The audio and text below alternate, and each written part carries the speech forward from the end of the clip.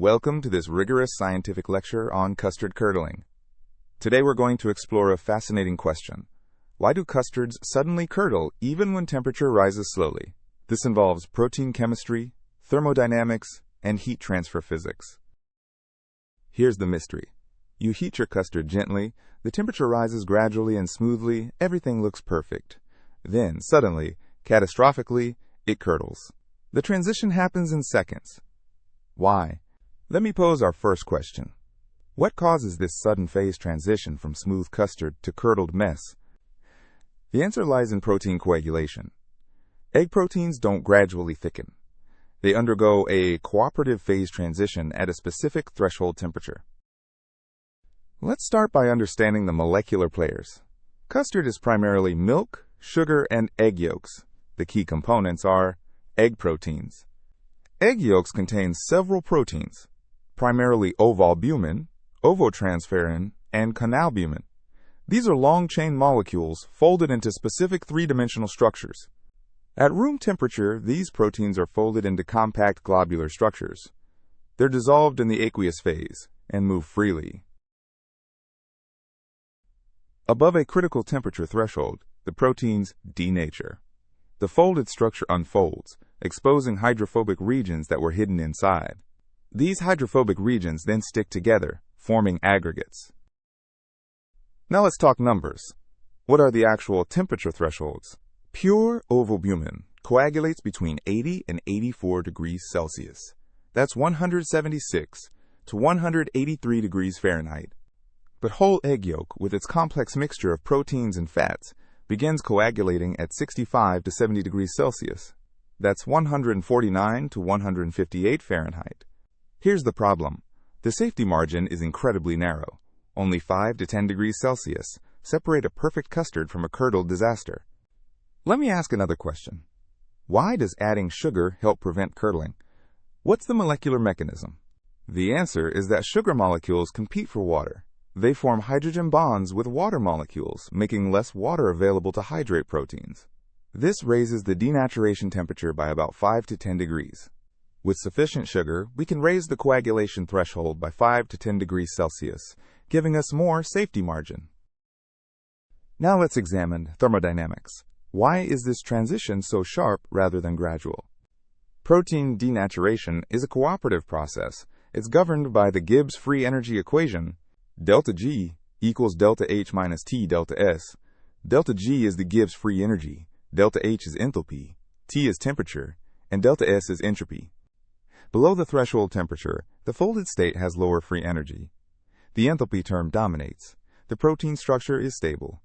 Above the threshold, the entropy term dominates. The unfolded state has higher entropy, more conformational freedom. Now the unfolded state is thermodynamically favored. Here's a graph showing free energy versus temperature. Notice the sharp transition point where the sign of delta G changes. The cooperative nature means the transition happens over a remarkably narrow temperature range, typically only 2 to 3 degrees Celsius. Now we get to the heart of the problem, heat transfer. Even if you heat slowly, temperature is not uniform throughout the custard. Question: how exactly does heat flow into the custard from the surrounding water bath or pan? Heat flows from the hot boundaries inward. The surface regions are always hotter than the center. This creates temperature gradients. The heat equation governs this. Partial T equals alpha nabla squared T. This is Fourier's law of heat conduction. The thermal diffusivity of custard is approximately 1.4 times 10 to the minus 7 square meters per second. This is similar to water. Let's do a back-of-the-envelope calculation. Suppose we're heating a custard layer that's 2 centimeters thick. The thickness L is 0.02 meters, or 2 centimeters. The characteristic diffusion time is L squared divided by 4 alpha. Plugging in the numbers, 0.02 squared divided by 4 times 1.4 times 10 to the minus 7 equals approximately 714 seconds, or about 12 minutes. This means it takes about 12 minutes for temperature to equilibrate through a 2 centimeter layer. During rapid heating, the surface can be 5 to 10 degrees hotter than the center. This brings us to local overheating. Even gentle heating creates hot spots where proteins reach the coagulation threshold first. Imagine a cross-section of your custard. The bottom touching the hot pan is red hot, maybe 85 degrees. The center is yellow, maybe 70 degrees. The temperature gradient is steep. Here's the key insight. Once proteins coagulate at the bottom, they cannot uncoagulate. Protein denaturation is irreversible under these conditions. The damage is permanent. These coagulated proteins form visible clumps. They scatter light, turning your smooth custard into a grainy, curdled mess. Now let's understand why stirring is so critical. Stirring is not just mixing, it's active heat management. Question: exactly how does stirring prevent local overheating? What's the physical mechanism? Stirring creates convective heat transfer. It physically moves hot fluid away from the boundaries and replaces it with cooler fluid from the center. The convective heat transfer coefficient H equals nu times K divided by L. Nu is the Nusselt number, K is thermal conductivity, L is characteristic length. Stirring can increase the effective heat transfer coefficient by a factor of 10 to 100 compared to pure conduction. This dramatically reduces temperature gradients. With vigorous stirring, the temperature becomes nearly uniform throughout. The entire custard heats together, staying below the coagulation threshold until you want it to set. Let's work through a quantitative example comparing stirred versus unstirred heating. Suppose we're heating custard from 60 degrees to 70 degrees Celsius. The pan bottom is maintained at 90 degrees. The temperature difference between pan and target is 20 degrees Celsius. Without stirring, the bottom layer experiences the full 20-degree excess. If bulk custard is at 70, the bottom might be at 85 to 90 degrees. Tea bottom approximately 85 to 90 degrees, which exceeds the coagulation threshold of 70 degrees. Curdling occurs. With vigorous stirring, convection keeps the gradient small. Even at the pan interface, temperature is only 2 to 3 degrees above the bulk. Tea bottom approximately 72 to 73 degrees. Still safely below the coagulation threshold. No curdling. There's another critical phenomenon, the avalanche effect. Once coagulation starts, it accelerates. Question: why does curdling seem to accelerate once it starts? Why is it so sudden? Answer: coagulated proteins act as nucleation sites. They provide surfaces where other proteins preferentially aggregate. It's like crystallization. A small coagulated clump attracts nearby proteins. They stick, the clump grows. More surface area means faster growth. The process is autocatalytic. This is why curdling appears sudden. The growth is exponential, not linear. A few curdled proteins become thousands in seconds. Let's zoom into the molecular scale. What's happening to individual protein molecules as temperature rises? Below 60 degrees Celsius, proteins vibrate thermally but maintain their folded structure. The weak bonds holding the fold, hydrogen bonds and hydrophobic interactions, are intact. The thermal energy is 3/2 kBt, where Kb is Boltzmann's constant. At 60 degrees Celsius, or 333 Kelvin, this is about 6.9 times 10 to the minus 21 joules per molecule. At 70 degrees, thermal energy increases. More hydrogen bonds break spontaneously. The protein begins to unfold partially. At 80 degrees, the protein is fully denatured. The structure is lost. Hydrophobic regions are exposed and immediately seek each other out. The denaturation itself happens incredibly fast, in milliseconds. Once the threshold energy is reached, the structure collapses. Let's connect this to real kitchen scenarios. How does theory meet practice? The double boiler method uses steam at 100 degrees to heat a bowl. The custard never directly touches a surface hotter than 100 degrees. This limits maximum local temperature. But even at 100 degrees, without stirring, the bowl bottom can transfer enough heat to create local hotspots above 80 degrees. You still need to stir. Direct stovetop heating is dangerous. Pan bottoms can easily reach 150 to 200 degrees. The only solution is constant, vigorous stirring to prevent any region from sitting at the bottom. The sous-vide method is ideal. You set a water bath to exactly 75 degrees. The custard can never exceed this temperature. No stirring needed because there's no gradient. Different ingredients affect the coagulation threshold. Let's quantify these effects. Whole eggs contain egg whites, which are mostly ovalbumin with a coagulation temperature of 80 degrees. Pure yolks coagulate at 65 degrees. Adding whites raises the threshold. The mixture coagulation temperature is approximately x times T white plus 1 minus x times T yolk, where x is the fraction of whites. Adding starch, like cornstarch or flour, provides dramatic protection. Starch granules absorb water and physically separate protein molecules. Starch can raise the effective coagulation threshold by 10 to 15 degrees Celsius. This is why pastry cream is much more forgiving than pure custard. Higher fat content, from cream or extra yolks, interferes with protein aggregation. Fat molecules coat proteins and prevent them from sticking together as easily.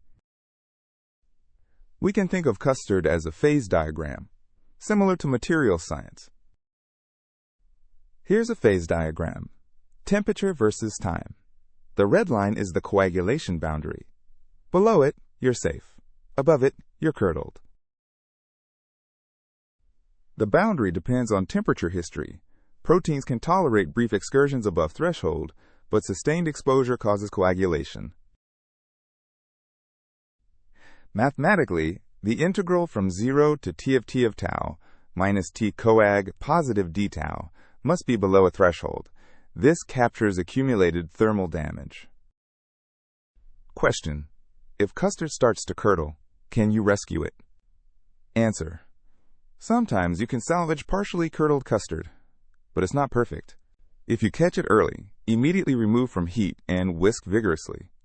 The shear forces can break up small aggregates before they grow large. Blending in a high-speed blender can break up coagulated clumps into smaller particles. This won't undenature the proteins, but it can restore smoothness. Straining through a fine mesh sieve removes the largest clumps. You lose some volume, but what remains is smoother. The limitation is that rescued custard never has the same texture. The protein network is damaged. It's acceptable, but not optimal. Industrial food production faces this problem at scale. How do they solve it? Industrial custards often use ultra-high temperature short-time processing. Flash heat to 135 degrees for 2 seconds, then cool immediately. This denatures protein so quickly and uniformly that aggregation is controlled. The structure is different, but there's no curdling. Industrial products use emulsifiers like mono and diglycerides, and stabilizers like carrageenan. These prevent protein aggregation chemically. High-pressure homogenization breaks up any aggregates mechanically and creates uniform particle size distribution. Let's go deeper into the statistical mechanics of why the transition is so sharp. A protein can exist in many conformational states. Folded is one state, but there are countless unfolded states with different shapes. The partition function z equals the sum over all states I of e to the minus ei over kbt. At low temperature, the folded state with low energy E dominates the partition function. Most proteins are folded. At high temperature, the unfolded states dominate because there are so many of them. The entropy term Ts wins. The fraction folded equals 1 over 1 plus e to the delta g unfold over kbt. This is a sigmoid function, extremely steep. This sigmoid shape creates the sharp threshold. Over just a few degrees, the fraction folded drops from 95% to 5%. How do scientists measure these transitions experimentally? Differential scanning calorimetry, or DSC, measures heat flow as temperature changes. The denaturation appears as a sharp endothermic peak. The peak temperature is the coagulation threshold. For egg yolk proteins, you see a peak around 68 to 72 degrees. Circular dichroism and fluorescent spectroscopy track protein structure changes. The signal changes abruptly at the transition. Rheology measures viscosity. As custard coagulates, viscosity increases exponentially. This confirms the sudden nature of the transition. Let's synthesize everything into practical wisdom. Temperature gradients, not average temperature, cause curdling. Even slow heating creates hot spots. Stirring is fundamentally about heat management. You're using mechanical work to enforce thermal uniformity. The safety margin between perfect and curdled is only 5 to 10 degrees. This demands precise control. It's not just peak temperature, but accumulated time above threshold. Brief spikes can be tolerated, but sustained exposure cannot. Here are the evidence-based practical rules. Rule 1. Use the lowest heat setting that maintains gentle simmering. Patience is essential. Rule 2. Stir constantly, and make sure your spoon reaches the pan bottom where hot spots form. Rule 3. Watch for the coat the spoon stage. When custard coats a spoon in a thin film, it's at about 75 degrees. Remove from heat immediately. Rule 4. Always strain finished custard through a fine sieve. This removes any micro-curdles that formed despite precautions. Rule 5. For beginners, add a tablespoon of cornstarch. The insurance is worth the slight texture change. Custard curdling is a beautiful example of physics, chemistry, and thermodynamics operating in your kitchen. When you make custard, you're managing protein phase transitions at the molecular level. You're controlling heat transfer to prevent temperature gradients larger than a few degrees. You're navigating thermodynamic and kinetic barriers with precision. Understanding the underlying science doesn't just satisfy curiosity. It makes you a better, more confident cook who understands why techniques work. Thank you for joining me in this rigorous, scientific exploration of custard curdling. May your custards always be smooth, and your proteins never overcoagulate.